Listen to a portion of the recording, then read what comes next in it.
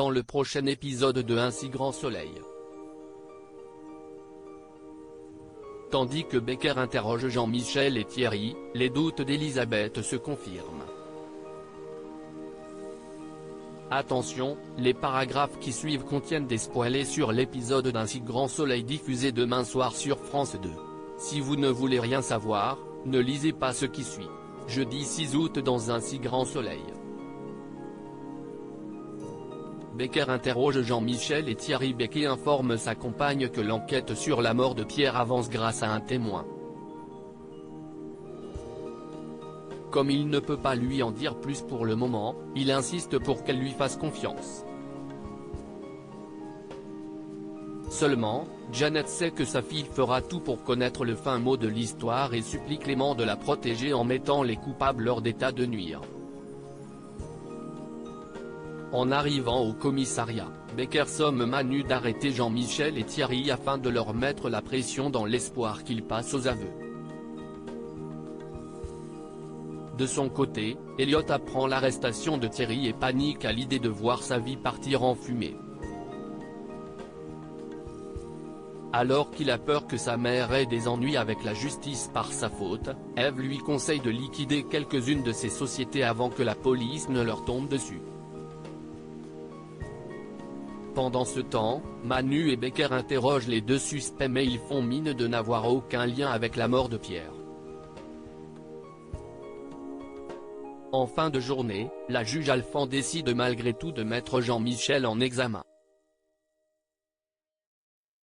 Malheureusement, à défaut d'éléments probants contre Thierry, Cécile ordonne à Clément de le relâcher.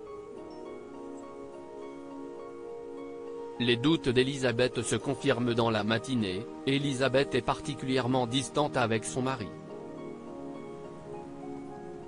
Lorsque ce dernier cherche à savoir pourquoi elle est si froide depuis quelques jours, la femme d'affaires prétend être préoccupée par le travail.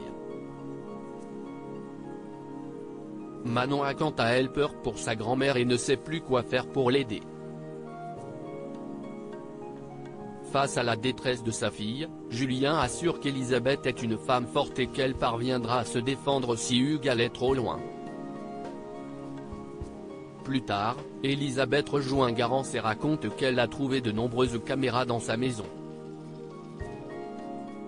Quand la jeune femme révèle que son ancien beau-père a utilisé le même stratagème à la suite de l'agression de sa mère, Elisabeth réalise que son mari a payé quelqu'un pour lui faire peur. Mais ce n'est pas tout car Garance lui apprend par ailleurs qu'Evelyne n'était pas sa première victime et qu'une autre femme est tombée dans les griffes d'Hugues. Et d'ajouter que ce dernier se serait montré particulièrement violent avec elle. Afin d'y voir plus clair sur l'homme qui partage sa vie, Elisabeth rencontre Laetitia. Après avoir relaté l'enfer qu'elle a vécu avec Hugues, Laetitia la met en garde et la prie de rester sur ses gardes.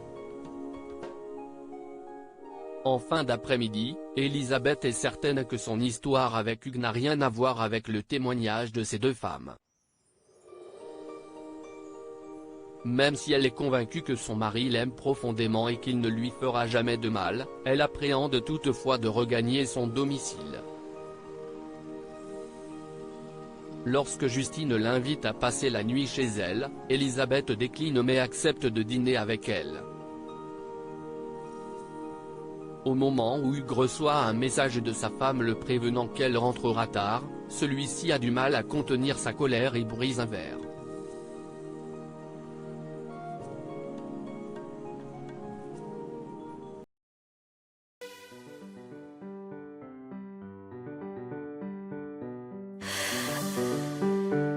날